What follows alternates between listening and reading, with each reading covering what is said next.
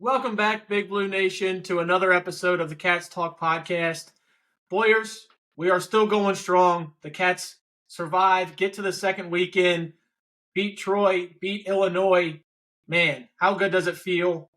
Finally in the Sweet 16, the first time since 2019.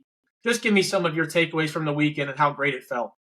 Oh man, Cam, so much fun this weekend. I'll say, you know, it sounds insane to say the first Sweet 16 in 6 years, especially kind of early on with Cal. It was not just Sweet 16, you were just penciling us into the Final Four every year. I mean, I know throughout my high school life, like I was pretty damn spoiled by the Cats, but Those were the days, man. Those were the days. it felt so good. I know we'll start with the Troy game, but like yesterday, that game against Illinois was the most fun I've had watching UK basketball in a very long time. Like it took me back to my high school days, and part of it was hand up. I thought we were going to lose that game. I know we didn't do predictions. If we would have, I would have picked Illinois. They were, the betting favorite, and just to come out and kind of dominate it the whole way, and we'll get into it. Play really really well, but just Friday and Sunday just ton of fun. I mean, I watched basketball all day Thursday and Saturday, and then obviously UK on Friday and Sunday, but I haven't had a chance to do that a lot in recent years because we're usually losing either Thursday evening or Friday, and just ruining the whole weekend. So just I needed it, and I think BBN as a whole needed it, and it was a hell of a weekend. Yeah, and let's put it this way.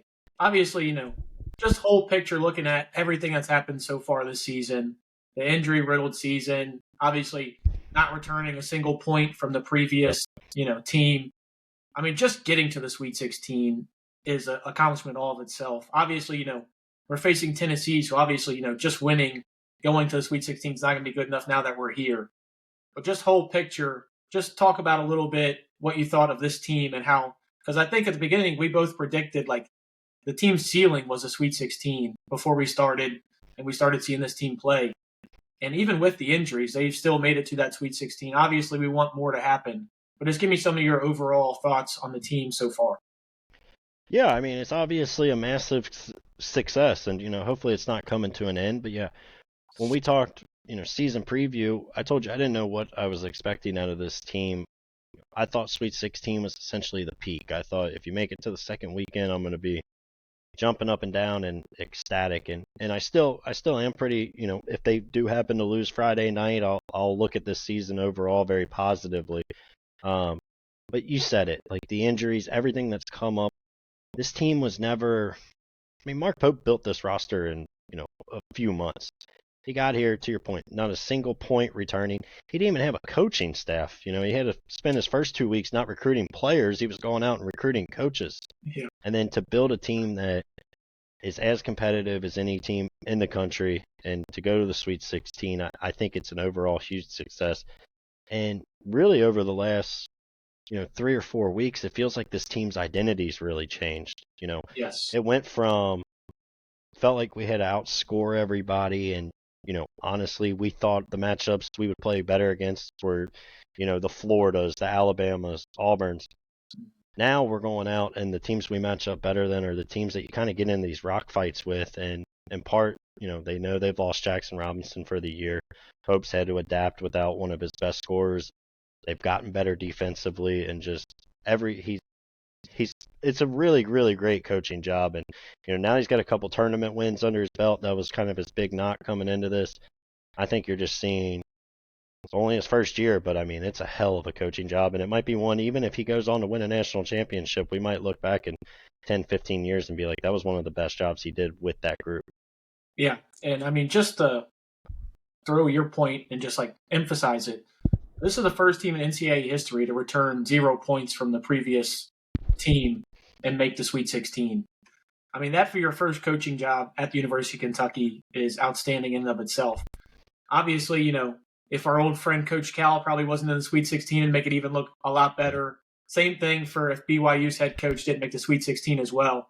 I mean, it seems like Pope's just has to match these guys. Each time they go up, Pope's got to match them and, win another game. Obviously, all started with getting the first monkey off the back, beat Troy by 19 points. Pope's first tournament win. Obviously, our first tournament win since 2021. Yep. I mean, just big monkeys off the back. Get the team feeling right. Really good defensive game against Troy. Obviously, Troy's wasn't a great scoring team, not a great shooting team, but it's still good to see. And like you mentioned, the team's identity is just completely changed. I mean, I don't want to call us a defensive team, but it almost feels like we're getting to that point where I almost trust us more defensively and rebounding. Which, if you would have told me I'm saying this, 2 months ago, I wouldn't have believed you. But Kentucky beats Troy 76-57. Give me some of your big takeaways from that game. Yeah, real quick before that, I mean, would you believe that over what is it? I think it's the last 3.5 weeks of college basketball, Kentucky's ranked 11th in defense efficiency. Like, from where this team was early in the year, I agree. I don't think we're a defensive, team, but they're figuring out how to just make enough plays here and there, and I think you really saw that on Sunday. But yeah, as far as this Troy game, I thought a really good performance from Kentucky. Troy kind of hung around for, the first 12-ish minutes or whatever there.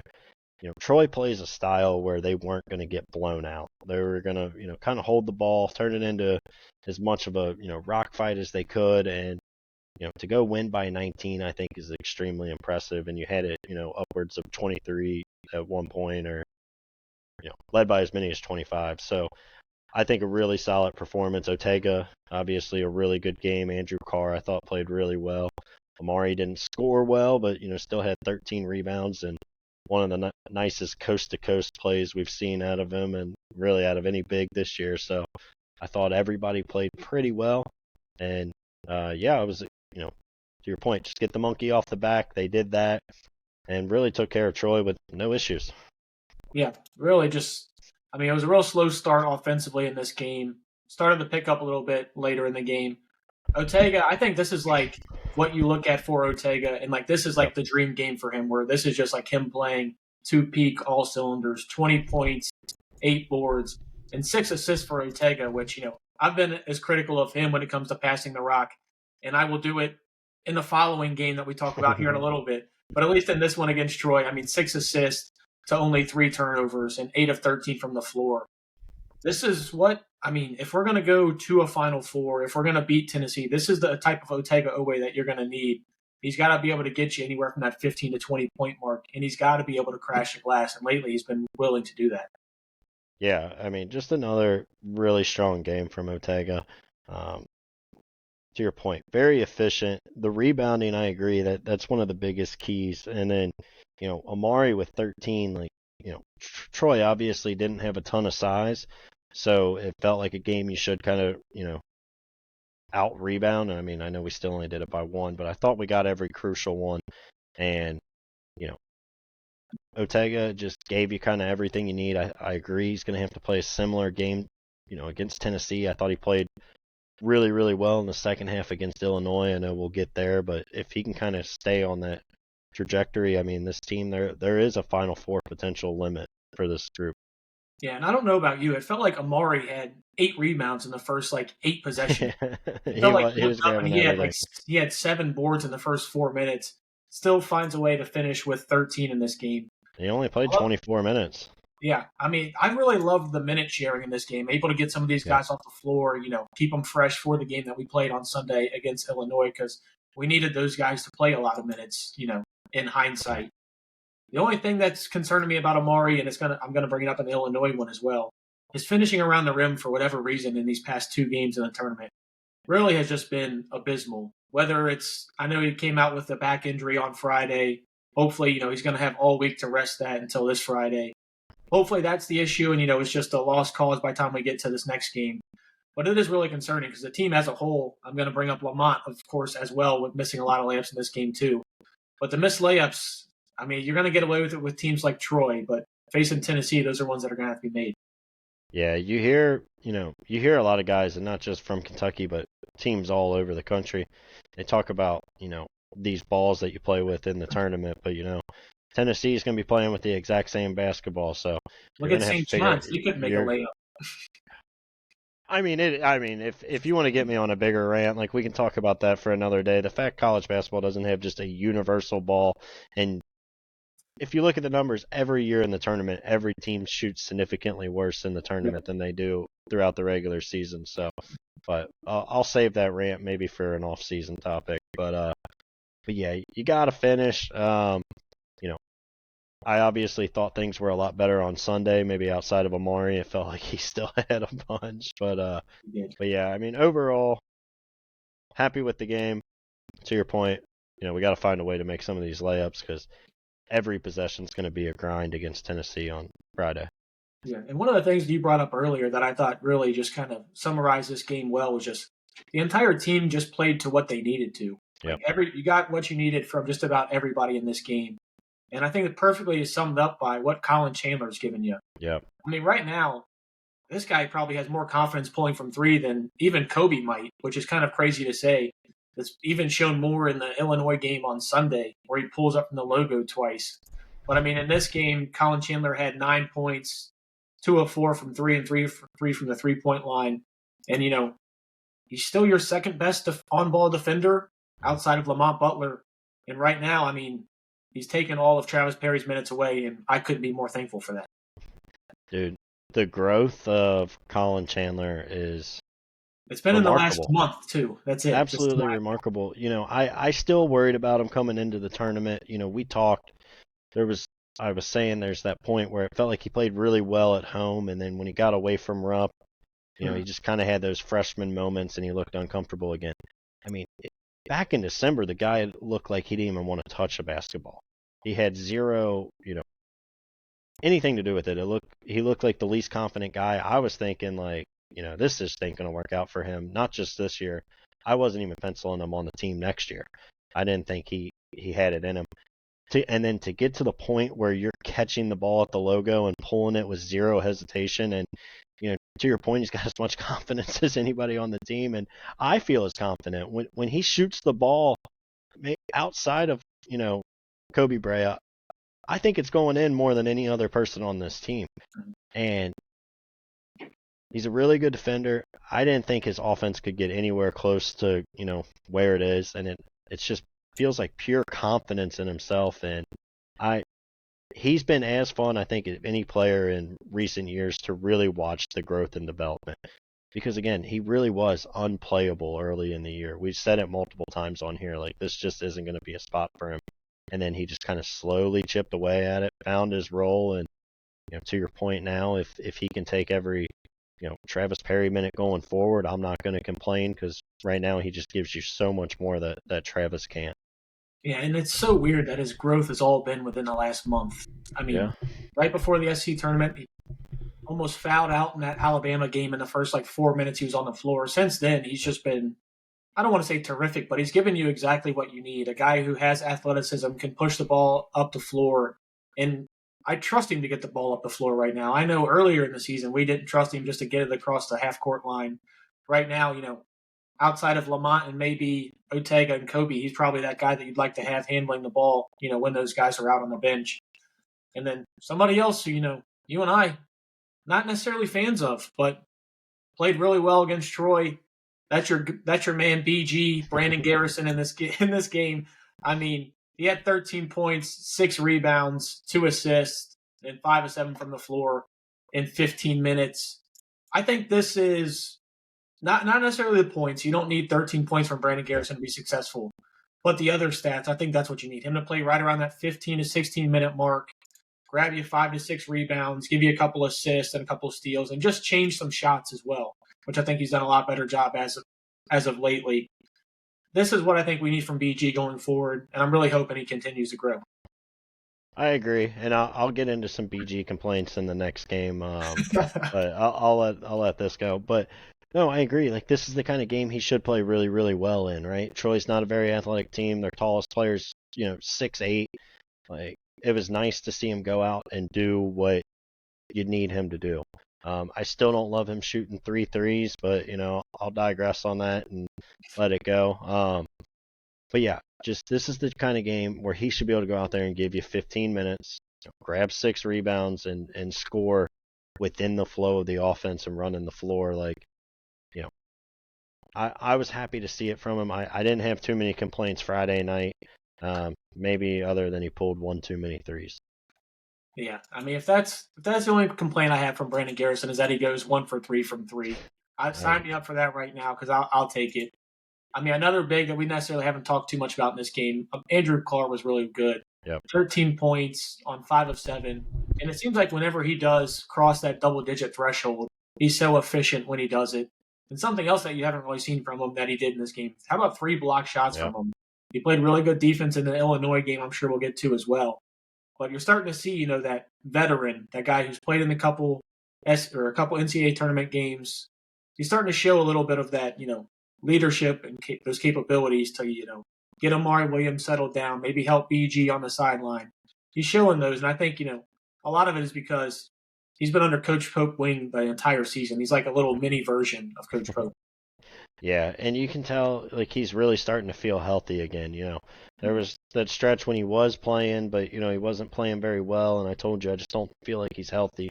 You're really starting to see just how effective of a player he can be, and I think he's obviously always going to struggle against a team like Florida or Bama on the defensive side.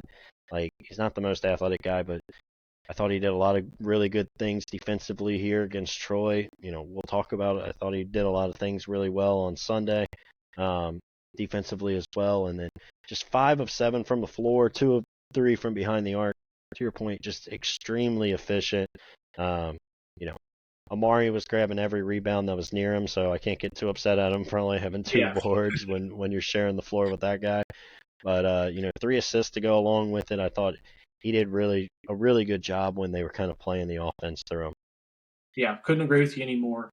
And I just got a question for you here. What if I would have told you that we lead for 36 minutes and 30 seconds in this game, but we're going to lead Illinois for a longer period of time on Sunday? Yeah, what would you have said to that? I would have said you were crazy. Like I said, I didn't think we were beating Illinois. So the fact that, we not only beat them but led the entire game, I know we'll get into it. And I mean, if you're ready to hop into that one, let's do it.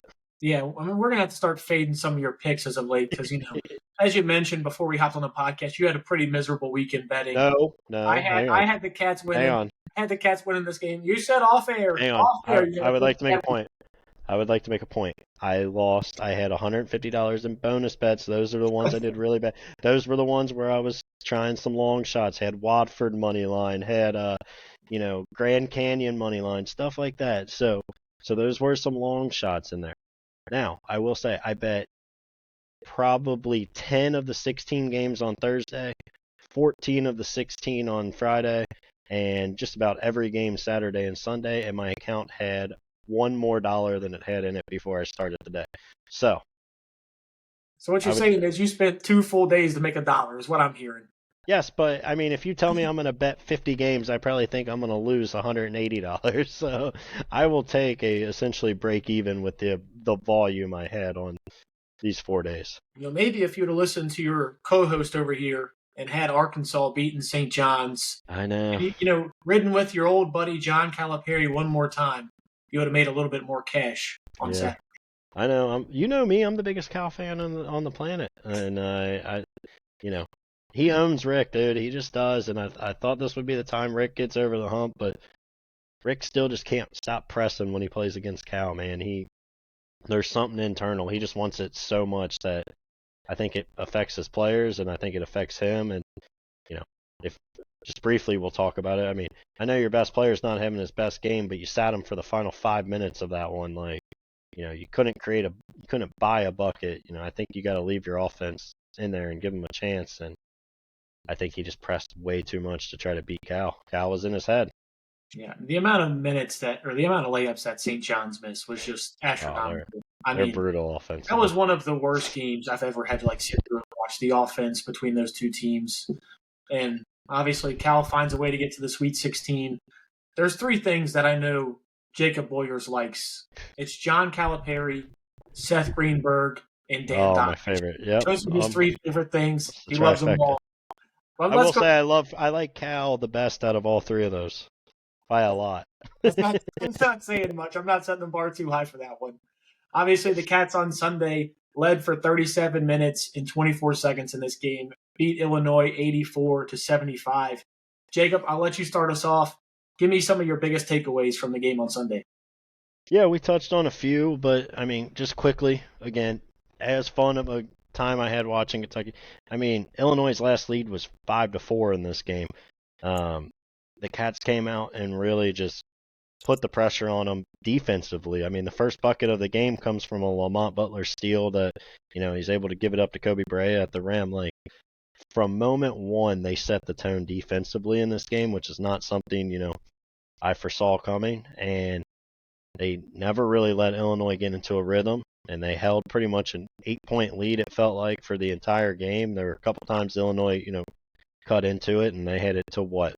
5 at halftime, and Kentucky comes right out and scores 6 straight and goes up 11, and Illinois is calling a timeout. I mean, just extremely impressive. Biggest takeaways are obviously, Lamont Butler had, a really, really, really good game, probably one of his better games, probably his best game since that Louisville game back in December. Kobe Brea, when he's on, he is just as good offensively as anybody in college basketball, and it's so nice to be able to see him work that mid-range more. He made a couple nice cuts to the basket, stuff like that, outside of just shooting the threes. And then the emergence of Colin Chandler and the, confidence that he continued to show, and those were probably my 3 biggest takeaways in this one. Yeah, I go in to give this guy a little alley-oop to take 1 point away from me. He decides to take 3. But I just want to repeat what you Back said. it up. Lamont Butler. I mean, this is, in my opinion, this is his best game since that Louisville game. I don't know if he's ever going to be able to top that Louisville game with how he played in that one. But just he was doing it from every aspect in this game. He made 2 threes. He was good from the free throw line. He drew 7 fouls, had 5 assists, and 3 steals. I mean, this is the prototypical Lamont Butler game, what you want him to do. He was obviously great defensively as well. The Kasparis Yakachunas, which I actually think I said that right, surprisingly enough. That was really good. That was the best pronunciation I've heard of it. I mean, don't want to toot my own horn because I'm going to probably mispronounce somebody's name later in this podcast, but I mean, he only allowed him to have 13 points on 5 of 13 shooting and 6 turnovers. Yeah. And that was really the key to this game. He wasn't able to get going, and neither was Will Riley, and a lot of that was thanks to Lamont Butler's defense.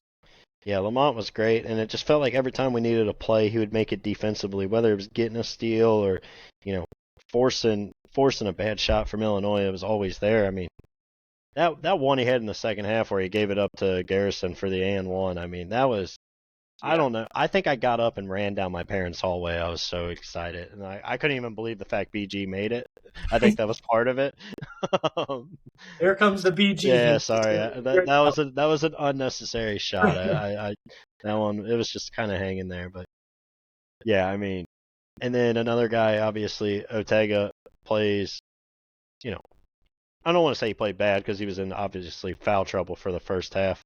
But me and you were texting, and you said it, and I couldn't have agreed more. Like, it feels like his second half is coming, and I thought he really kind of came out and played really, really well in the second half, and was kind of that extra factor into making sure that Illinois could never really get back in that. Yeah, and to just talk about the Ortega struggles, it seems like we've got to get him to stay out of foul trouble. It seems like in at least half of the games in the past 5 or 6. He's going to half with 2 or 3 fouls where he's sitting for 10 minutes plus. Yep. And you saw the difference. I mean, we go on an instant 6-0 run to start the half and, just get that lead to double digits. And it's a completely different team when he's on the floor. Yep. He's got to find a way to – and it seems like every one of his fouls is really just a ticky-tack reach in, a going over the back, doing something like that. Position a lot, yeah. Yeah, it's really bad things. And, something that for Patino say, it's like if you're gonna cause a foul, like, it's got to be body to body. We don't need, arms reaching out. We want fouls that are actually going to cause a purpose and, be able to help your team win. And Ortega's really not doing that. That's why a lot of his second halves have been a lot better. Obviously, his second half in this Illinois game was pretty good. He had still finished with 15 points on 6 of 12 shooting, only playing 24 minutes in this game. Yep. My biggest gripe with Ortega, outside of getting into early foul trouble, is dude will not pass the ball to an open shooter. I mean, I've got casual fans that are texting me during the game and saying, hey, he's got Kobe Brea open in the corner. Hey, he's got Colin Chandler open in this corner on a fast break. And to a certain extent, I like his aggressiveness and I like him getting to the paint. But there are times when it's just like, hey, Kobe is the best shooter in the NCAA. Let's get him open looks when we can, because you see what happens when Kobe gets open looks. He usually knocks them down. Yeah, and I agree with you in, the grand scheme of things. And don't get me wrong, this is something I've been extremely critical of Ortega in the same, same wavelength as you. Like, there's a lot of times. I did think the one, and I know which one you're talking about because we had a casual fan There's text two. both of us, There's two of them. text both of us in a group chat, after the one, and like that was actually one I was kind of okay with because he had, I think it was two straight, drives right before that he finished, it's kind of like, a 3-point shooter that gets hot and then has a little heat check, and the offense was going good. When it kills me is when we just can't get anything going offensively and he's trying to take three guys. But yeah, I mean, obviously, Kobe was open on that one. It would have been really nice to hit him. But all in all, the second half, I thought Ortega was very, very good. And I think if you can get a similar, game like that against Tennessee over the course of a whole game from him, I think you're going to be in a pretty good spot. One thing I do want to credit Pope for is, he's always talked about, and I tend to agree with him on this, you don't want to foul your own guys out. So he talks about how, he's going to play guys with 2 fouls and a half. And Ortega sat for, I mean, when did he pick up his second foul? He was out for a long time. There was quite a bit. And I thought Pope might try to force him back in there, but Pope kind of just realized, like, hey, there's no reason to risk him getting that third. The offense is clicking. We're playing really well. Colin Chandler's playing really well in this role. So I do credit Pope a lot to not, go with his instinct and kind of put him back in there and risk him picking up that third foul. Because if you do that, he may never get into that rhythm in the second half. We've seen that plenty of times where, he gets an early third foul and then he almost picks up his fourth the second he checks back in. So. Yeah, Ortega picked up that foul with 12 minutes and 31 seconds left in the first half. So he sat for the final 12 of the first. He didn't foul again. I mean, he didn't have a single one in the second half. At some point, you have to learn your lesson. Like, man, if I want to play, I'm going to have to play without fouling. And he did that towards the end of the game, and he was terrific. I mean, just the backcourt in general. I don't know who we consider to be the two guard in this lineup with Kobe and Ortega. Not sure which one counts, but just all three of, the guards in this game were terrific. We're just now getting to Kobe Brea, who had 23 points in this game and went on a 10-0 run by himself. Unreal. 10 of 16. He's starting to create his own shot. And because he's able to create his own shot, it feels like we're even getting more open looks as well. And one of the things, you and I have both talked about, it's those auxiliary stats that Kobe's been able to get as of late. 6 rebounds in this one as well. Got 3 steals. I mean, Kobe was he was doing it all in this game, and it was great to see. He has really shined in that, Jackson Robinson role with Jackson being out. He's doing everything I think we kind of were hoping Jackson. Can I say something? Let's hear it. He's better in the Jackson Robinson role than Jackson Robinson was. I mean, I don't know. I mean, we got to remember that guy did go drop 27 at Mississippi State and had some other really big games right before he got hurt. So, but I will say this version of Kobe Brea that we did not see when Jackson was in there, and that just might be part of it, right? Like those two guys were, Kobe couldn't play this role with Jackson out there, so like there is obviously, that seems very real because you're seeing it, but him being able to create is so big. Like that one where he had the dude spun around backwards as he's hitting that little mid-range jumper, like I love it. And like we say it every time, like he shot the ball 16 times, he can still not shoot it enough for me. Like I would love to see him. I'm fine with him just continuing to create in that mid-range. Like we talk about like, you don't want mid-range shots, and I tend to agree there. But I don't know if the guy misses a basket from, 15 feet. Like, he is automatic. I think he missed that one turnaround he had on the baseline. That's about all I can remember him missing. But, I mean, I still feel like he's probably shooting 98% on that shot on the year. Like, it's unreal. And, yeah, 10-0 run by himself, 6 rebounds, just 36 minutes, really just kind of dominated. And, man, I can't wait to see what he does Friday night. Because if he gives you another game like that and you beat Tennessee, he's entering that like legendary March run status, and I would love to see him just keep doing it. He really is, and obviously we'd all love to keep seeing him doing it. His team, obviously, we just want to see them all keep winning and all keep improving. One thing we've noticed, we've talked about it before. It seems like whenever you get, Ortega, Lamont, and Kobe to play well, usually that's when Amari and Andrew don't step up. What about Yeah. on Friday night? How about we get a little bit of all of them to step up and play, their game? Get all of them into double digits. Obviously, all in double digits asking a lot. But in this game, I mean, Amari with the finishing issues, we talked about it in the Troy game. It might have been worse in this one, at least at the start. I Amari, agree. I thought, had a pretty poor first half, was great in every other sense in the second half. I mean, 8 points, 10 boards, and 6 assists, and I'm over here with 3 blocks, and I'm talking about, man, a really bad first half. My expectations for Amari Williams are off the charts, and I will completely, I will say that they're probably too much to live up to, honestly, at this point in the season. It's just how much this offense runs through him, how many rebounds he creates, how many shots that he changes. I think he's the key to how far we can go in March. If he plays really well, I don't see why we can't get to a Final Four. I know Houston is your national champion pick, so obviously we'd have to knock them off on the way. But what do you think about Amari in this game and going forward? Yeah, like you obviously can't erase the missed layups. Like those Yep. are a big deal. But I agree with you. Outside of that, I thought he played really, really well. I mean, the big thing, we talk about it a lot for me, 6 assists, only 1 turnover. Like he wasn't forcing, there weren't those moments of him trying to find someone cutting and he throws it 6 rows up into the stands like we've seen. Yep. There wasn't anything really forced. Obviously, you can't just overlook the fact that he missed 3 or 4 layups right at the rim in the first, 10 minutes of the game. Like that is a big deal. But outside of that, I thought he played really well. And, even, Stan Van Gundy, who's calling the game and, is an I NBA hate guy, Stan Gundy. there, Jeez. I like him, but like I can't there stand was even a moment where he's like, uh, I forget the exact play, but we get a stop and he goes back and he's like, this is all being caused by Amari Williams.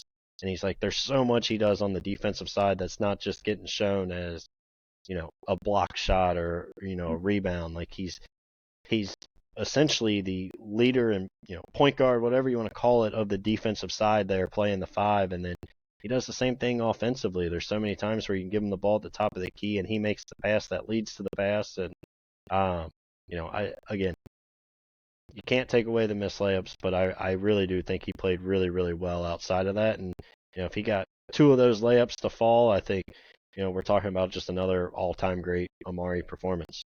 Yeah, I mean, you're talking about getting in the double digits for points, having a double double, close to a triple double with Yep. 3 blocks, and that's just finishing around the rim. Hopefully, the back was the issue on Sunday, and hopefully, it clears up with some time off.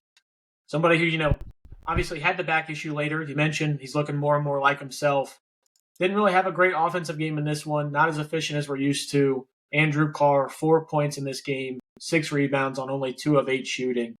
But where I really thought he stepped up was he had multiple possessions down the stretch on the defense side of the ball where he really just stifled the offense for Illinois. And then he comes down and has a huge and one. And it seems like he is the guy who continuously has those huge and ones, just like he did against Duke, and 3 steals in the game for Andrew Carr. I can't imagine telling myself earlier in the season after the first half of Duke that I'd be talking about how Andrew Carr's defense is a potential reason for why we won a game. Yeah, he's another guy. There's a lot of guys on this team. I think Kobe Brea is one of them. You're seeing it with Colin Chandler's getting better and better. Like these guys are just getting better defensively. I said all throughout the SEC, like Andrew Carr's not going to be a better defender. He's not going to get any quicker laterally, but like he's finding ways and they're finding ways to make sure he's kind of playing the perfect role. Again, there's certain teams that he's just not going to be a good matchup for, but like against a team like Illinois, like guarding a guy like Avicic or Will Riley, and I thought he played really, really well. Not as efficient as you mentioned as we'd like to see from the offensive side, but that and one was at a huge time. Huge. I similar to your point, I turned to one of the guys at my parents' house that we were watching with, and I'm like, every game that he gets an and one down the stretch, like I feel like we're gonna win. Like he makes a big play offensively when you need it. and now he's starting to make those big plays on the defensive side here and there when you need it. Yeah, it seems like the complete opposite. Where like if you see a banked in three against us, you're just like, okay, yep. Yeah. Well, there's the game. We can go Yep. ahead and pack it in. So hopefully, knock on wood. I'm not jinxing us for this Tennessee game, but somebody else I thought was terrific in this game and also led to a lot of why Will Riley and Yakachunas really struggled was Colin Chandler. The defensive pressure he's putting, going through ball screens, off of pick and rolls, has just been tremendous. That was the only reason for him playing earlier in the season was for that defensive mindset. And two logo shot threes that both go in. I mean, the shot shape just looks so much better. I know earlier in the year it was just a giant rainbow that looked like it was going like 6 rows into the stands, like a random Amari Williams pass. But he's been so great as of late. 6 points in this one, 3 steals on 2 of 3 shooting from 3, and that defensive presence that he adds. We really don't have that guard that is like 6'5", 6'6", that's able to give that type of versatility, and he's really bringing it to you as of late. Yeah, I'm obviously really, really great. The big thing for me is like just now you don't feel as bad, taking Lamont out for, 10-ish minutes here and there, or, like in this game, Ortega's in foul trouble for most of the first half. You don't feel the need to rush and put him back in there. We don't need Colin Chandler to be Michael Jordan or, even Jackson Robinson, like, some people had said, like, you just need him to be good enough to kind of spell those guys and let him play, 15 plus minutes, really rest in any of the 3 guards, because I think now he's kind of getting into a role where he can really play out there with any of them. The fact that he's not a liability to shoot the ball earlier in the year, would have been really tough to play, him, Lamont, and Ortega together. You don't really have a, shooter of that group. Now, you mentioned it, like, if you need to get Kobe Brea a rest, you feel confident that if Colin Chandler's got it, the smallest window, he's going to shoot it. That's the other part. Like, it's not like he's only taken 3 threes, but it's not like he's like begging to be wide open. I mean, if he's got any room, he's pulling the trigger, and it's just such a different player than we saw earlier in the year. Yeah, and imagine a team of these Wildcats where Lamont's actually feeling good to shoot the 3-point ball. Kobe's a threat from 3. Colin's a threat from 3. Obviously, Trent Noah's been a threat as well. Carr's making threes too. I mean, you're getting to the point where you're going to have to start stretching these teams out so far that those back cuts that we saw work so much earlier in the season are going to start working. And against an aggressive team like Tennessee, I think that's going to be a big key to look forward to, is seeing how those back cuts work, especially, I mean, our bigs are great passers. I'm really looking forward to seeing how that works, especially hopefully Rick Barnes is looking a little bit too much into the last couple of games on the way Colin's shooting, Kobe's shooting, and the same with Lamont, because I think there's a big opportunity for those against Tennessee. And it just makes like a guy like Ortega always so much better. I mean, he's got that lane to drive. He's not, he doesn't have to go up against 2 defenders and try to force it. He can, one-on-one, I feel as confident of him going to the rim as anybody in the country. So just to be able to space the floor with all of those guys and add those extra threats, it really just opens everything up for everybody else. It really does. And you know what else opens the team up as much as well as it is how about just the team's defense in general? Yep. 14 steals and 4 blocks in this game. If you would have told me coming into this game that Will Riley only has 5 points after seeing, how well he had been playing as of late, there's no chance I would have thought we were losing this game. And 14 steals from this team, I mean, obviously a lot of Illinois were just forced on their own behalf. But this team, as you mentioned, in the last 4 weeks has just been terrific on the defensive side of the ball, minus the Alabama games. Obviously, they're a different animal. And hopefully, we have to play them in the Final Four. I mean, we'll get there when we cross Hopefully that. We just don't see them again. Yeah, true. I mean, yeah. I would not like to see Alabama's, unfortunately. I think they'd probably beat us again for a 4th time. But just speak a little bit to what you've seen from the Cats defense as of late. Well, yeah, I mean, we talked about it. The fact that they're, 11th in defensive efficiency over the last, 3.5 weeks is unbelievable. I mean, this team was ranked between 50 and 40th throughout the entire season. Part of that, obviously, I do think it, really kind of everything gets churning with Lamont Butler. But they won this game defensively, and there's not many games I would say that I felt like Kentucky would win defensively.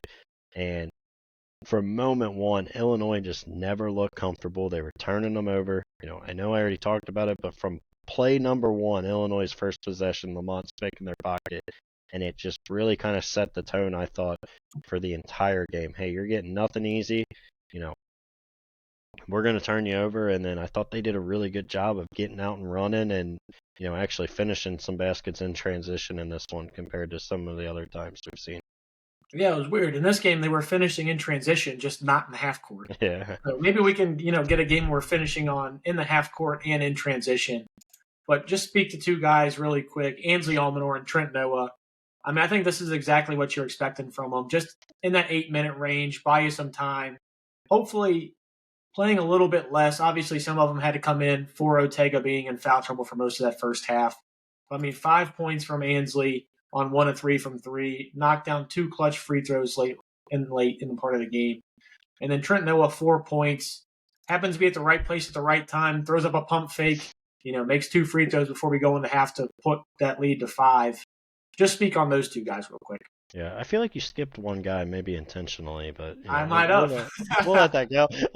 No, I thought, it's not like either one of them, blew you away with their stats or anything like that. But I thought they both played a solid 8 minutes, and gave you, just gave you solid minutes as you needed. I'm not going to say anything too positive one way or negative. I'm going to just say I thought they both played their role and played it well. Yeah, and I really do like the minute share in this game for most of the Cats. Obviously, we want Ortega to play a little bit more than 24 minutes, foul trouble taking that away. So maybe cut Ansley and Trent's minutes in half, give them both 4 apiece, and give those extra minutes to Ortega. And you're talking about what I thought was probably one of Pope's most well-coached games when it just comes from minutes and roster execution. Yeah. I mean, we've talked about it in a handful of the other games where we've seen similar minute, distribution. I think this is your lineup going forward, and obviously, Trent might play a little less if these guys aren't in foul trouble, but I think this is perfectly ideal. I like Brandon Garrison only playing like 13-ish minutes. I like Chandler being is that the who number I skipped on accident? I forgot. I don't know. I'll let my couple of grievances go. I'll tell you off the air. But I like, again, Chandler kind of being your main guard off the bench. No offense to Travis Perry. There's just a lot that is left to be desired with him in the game, and Andrew Carr playing 30+ minutes. We're seeing Kobe Brea just consistently get upwards of 35, 36 minutes, and it feels like Pope's really kind of just starting to say, like, these are my best guys. I got to have them out there as much as I can. I mean, there's no more continuing to try to rest and save them for the season. Like we're here, so I love to see the kind of aggressiveness with the minutes tick up. Yeah, and it's something, we've been asking for a lot as of late. Yeah. And obviously, Amari only played 25 minutes in this game. I think if he's finishing a little better, he's probably playing a little bit more minutes in this game, because it seemed like at least later down the stretch, Pope was opting for Brandon Garrison towards the end. Obviously, BG gets a block/steal with his foot. Not really sure how he did that. One of the more impressive /athletic/non-athletic plays I've ever seen. Speak to that. Right. Well, you brought let your Brandon Garrison grievances fly. You brought that play up. I couldn't believe Garrison was playing the last 3 minutes. 2 plays. One ended up not costing you. I mean, let's just be real. He fouled the hell out of that dude. I mean, he kicked him. He kicked him. The refs let it go. Do you know how bad of a foul that is in that situation? Terrible. Like, horrific.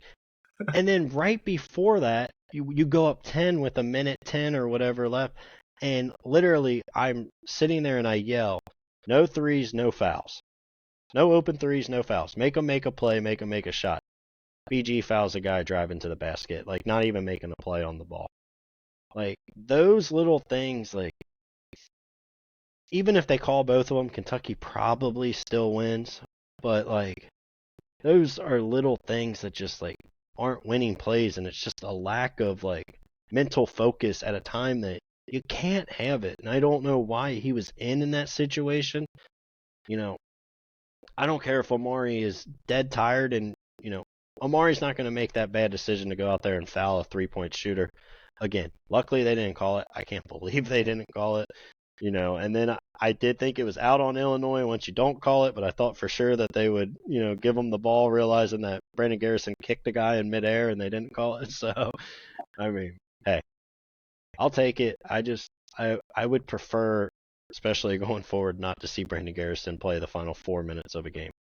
Well, boy, aren't you just a ray of sunshine? Maybe I got to remind you that we're going to the Sweet 16. We are. I'm happy. The first time since 2019. I thought we were skipping him. I thought we were moving on and celebrating, and you brought it back up. I just wanted the back door to get your Brandon Garrison takes, because I did want to talk about the topic on just a greater toll.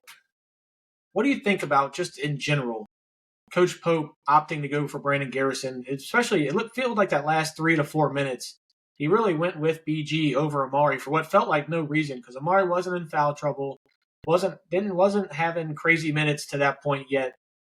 I mean, is that something that you're concerned about going forward? Or do you think this was just a one-off? I didn't get it. I mean, Garrison did do some things well here and there, throughout the game. So, maybe Pope was just kind of giving them that leash. But yeah, I didn't love it. Clearly, the less he plays, the better I feel.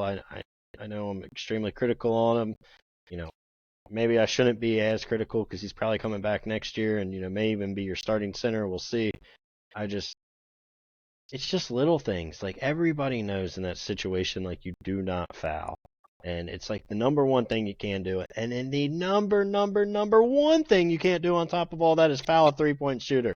But, I mean, they didn't call it, so you laugh and you move on. But, yeah, I didn't love him. Part of it, you had a 10-plus lead for the final 4 minutes throughout pretty much the entire way.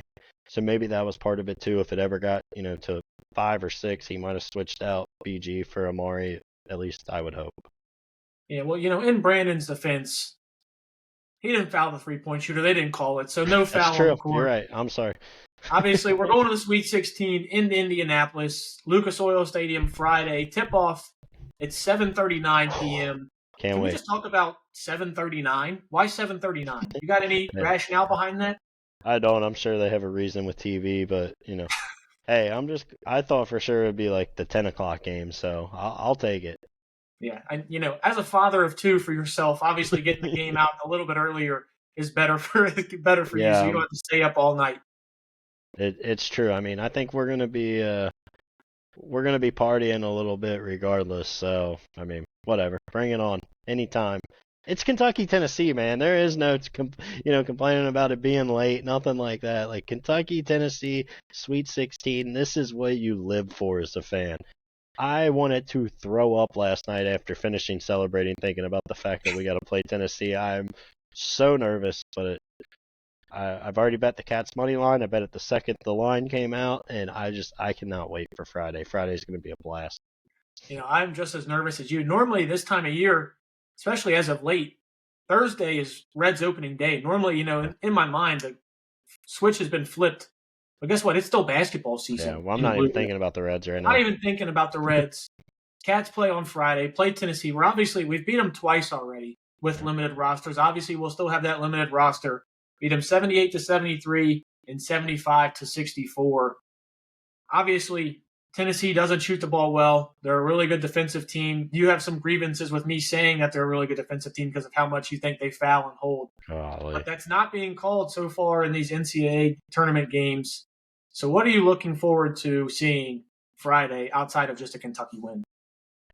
Well, I think, kind of the point we brought up earlier, as much as it, kind of surprises you, is actually the teams that Kentucky's played better against throughout the year. Especially with Jackson Robinson being out and you don't have that extra level of scorer. I think it really, a team that doesn't score a ton, I think you get some hope. I mean, again, Kentucky can go out and, score 75 and win this game pretty easily. That's not the case with most teams. I'm looking to see is the defensive game plan still the same? I hope it is, because if you watch all these other teams when they played Tennessee, they haven't just let them live with three-pointers. They're continuing to try to play them like every other team in the country. And that's where, Ziegler and Lanier are kind of getting hot, is, being able to get to the rim and create. I watched a lot of that UCLA and Watford game, and every time I was just yelling at the TV, let them shoot. And every three, it felt like they would miss by 6 feet. So it'll be interesting to hope for a third straight time, just go out and say, hey, if you guys come out and get crazy hot from behind the arc, we'll shake your hand at the end of the day. And, I'll take my chances like that. I hope that's what he does, but it'll be interesting to kind of see what his plan defensively is. Yeah, to mostly your point, I do agree with you saying that I hope the game plan is a lot similar in letting them shoot threes. But if there is one person I don't want taking a lot of threes, it's Chaz Lanier. I mean, he was 4 or 5 from 3 in that UCLA game. And really, just outside of the Kentucky games that he's played, he's been pretty good so from 3. Obviously, Kentucky was looking at him. It was probably either him or Jackson Robinson. We obviously chose Jackson. I don't want to let Chaz Lanier get hot from 3 because I think that is one way that Tennessee is going to be able to stay in this game and keep it competitive and play to the style that they want to. So I do want to run Chaz Lanier off the 3-point lines. I feel like that's where he's most efficient. Because just in that UCLA game, he was 6 of 14 shooting, but he was 4 of 5 from 3. So 2 of 9 from the floor outside of just a 3-point line. I think you have to force Lanier off the 3-point line and make guys like Ziegler shoot those threes. And even Igor. I know he made some threes against Kentucky last time, but we're going to live and die with the big man making threes like that. Yeah, and I would love to see Ziegler, shoot 10 threes again. I've told you, I've said it multiple times this year. I said it last year. He's the most overrated player in college basketball. I'm going to say it again. I would love it. Like, go out there, and I hope it's just like that game in Knoxville, and he shoots it 100 times, and he goes 1 of 10 again. And if he shoots 10 threes, we're winning the game. He's not going to make enough to make us pay for that. Yeah, I hope so. But, some of your takes that you go like that, I get scared. Because usually when you're bullish on something, okay, can I give you a take it goes in the opposite direction. Can I give you a take that'll make you feel better? Give me one that'll make me feel better. All right, so I just looked it up. A study covering 981 matchups from 2008 to 2016 where teams faced off for the third time in the game, and those teams entered the season with a 2-0 record. The team with a 2-0 record has gone on to win 710 times opposed to 271 times. So the old saying of it's hard to beat a team 3 times in a row is just simply, I've been wondering where that fits from. not true. Ask Alabama. They didn't seem to mind that third time. No. So that saying you constantly hear, at the end of the day, it's always cats on top, baby. And I just think, let's do it again. Why not? Let's get ready to play on Sunday. Let's get ready to play Houston in the Elite Eight. I can't wait. Some things, let's just talk about our keys to victory, what we think the Cats need to do on the offensive side of the ball to keep us going and get into the Elite Eight. I think you just need just the most average game from Otega Oweh. Yep. Give me your 15 to 16 points on anywhere from like 7 to 12 shooting, 7 to 13 shooting. And for the love of God, stay out of foul trouble. I don't need us diving into Ansley Almanor and Trent Noah in the beginning of the first half. Just your basic game from Otega Oweh. And I want to see Amari have that huge NCAA game that he hasn't had. He hasn't had that tournament game yet. And I really think we're knocking on the doorstep of him potentially having a NCAA tournament triple-double. I'm not saying it's happening in this game, but he's going to get close. He even got close in the last game. I think look for Amari to have a big game as well. And how about just Kobe, just keep the train running. You mentioned you start winning games like this, he keeps performing like this. You're talking about March of Legends. He's going to be a UK great for a long time if he continues to play like this and the Cats keep winning. Yep. No, agree completely. I think you just need everybody to, kind of play well, right? Like, it'll be hard if, Ortega goes out and is awful. It'll be hard if Lamont's bad. I don't expect either of those things to happen. But, it's also not like, I don't think, the first time we played Tennessee, I said I felt like you need someone to probably go for 30 to beat them. Like, early in the year, we were at that point. That's just simply not the case. If you can just get a handful of guys to get you, 8 to 15 points, I think you're going to be okay. Again, like, we scored 75 in the matchup and we're up and beat them. Like, and beat them by 11. Like, they're not a team that's going to score enough, especially if we kind of keep the game plan that we've had the first two. And I would just, everybody kind of contribute, play your role. Colin Chandler has emerged and that, since then, he's a new factor that you can play. He played less than 3 minutes in that game in Rupp, and that's with Lamont Butler getting injured in that game early in the second half. So, maybe that's just the key. Like, just tell me Lamont's going to stay healthy, and, if you can get three to four threes from Brea, I feel pretty solid about your chances. Yeah, and what I was thinking about the threes was those other guys, Ansley Almanor, Trent Noah, and even Travis, if he does play, just come in, make your threes, open threes. You guys are the ones that are getting, the most open looks. You guys are good shooters. Knock them down. I think those extra threes, if you can get the three of those guys to just help you get one or two apiece, I think that goes a long way in helping decide this game. Jacob, are you ready to make a prediction? Do you want to make a prediction? Yeah, Me, absolutely. as you know, I'm superstitious. We haven't made predictions for either of the first two games yet, so I'm cool with not making them just to not jinx ourselves. All right, maybe we don't give a score, but I'll tell you that the Cats are going to win. And, I said it when they played in Rupp, and I'm going to say it again. Ziegler had a good game when they played in Rupp. He did not have a good game when Lamont Butler was guarding him. I told you Lamont was going to eat his lunch, and on the very first play of that game, he picks his pocket and goes down and lays it in. Lamont is going to eat his lunch again here, and Lamont's, knock on wood, Lamont doesn't get hurt.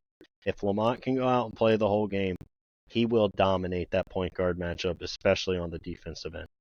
And you have never heard a more obnoxious man than Jacob Boyers after he gets a take correct when Lamont made that original steal against the Kai Ziegler. Yeah, we were together. I gave you a big old shake, and I said, I told you. Obviously, we went through our bracket a little bit earlier last week. I have the Cats winning this game. I think they will be able to get it done and advance to the Elite Eight. Obviously, Jacob, you and I will be watching the game together. It's going to be a hell of a time. It feels like it's been so long since we've watched a Sweet 16 game. And what about a Sweet 16 game against one of your biggest rivals and get a chance to send them packing without going to yet another Final Four? Man, that's the thing. Tennessee, they don't make it this far. I can't wait to be the reason to send them home and, not another Final Four, and with their, crappy point guard that's been the most overrated player in college basketball for the last 8 years that he's played there. I can't wait to send him home, and I am so excited for Friday night. I am nervous because I am talking a lot of trash, and I'm going to continue to talk a lot of trash. And if we lose, I may not leave my house for, a week and a half, but we ain't losing. Yeah, obviously the nerves, but you still have to trash talk your rival. You still got to get them in. You got a full week leading into the season. That's what sports is about, man. So we're going to have to trash talk. Obviously, we're nervous about this game. Tennessee is obviously a 2 seed, a really good team. We have beat them twice. Hopefully make it a third time. You got anything else before we sign off of here? I don't. Just enjoy it, BBN. To your point, talk your trash all week. This is what we love about sports. This is going to be Cam, I really wanted to go to this game, and then I saw to just sit at the very, very top of Lucas Oil Stadium, which is a football field, so it's not like Lucas Oil seats up there are terrible too. Way the hell up there, and it's $250. So, I would have loved to have drove to Indy, but hey, we'll be at Dickman's. Any of you guys want to come and chill with us? We'll be slamming some buckets and watching the Cats. Can't wait. And look for us to go live. We'll probably go live on TikTok before the pregame, answering some questions you guys have. If they win, we're going live post-game. I don't care what the alcohol level is. We're doing it. Yeah, so if you guys have any questions, fire them over to us on TikTok. We'll go on TikTok live before the game and hopefully after to celebrate the Cats win and going to the Elite Eight. Follow us on TikTok, Instagram, Twitter. Boyer's doing a great job over on the Twitter. He's still calling people out left and right. You love to see it. And follow the podcast wherever you get them, Spotify, YouTube, Amazon Music, and iHeartRadio. With that being said, let's go Cats. Let's advance to the Elite Eight. Go Big Blue. Go Big Blue.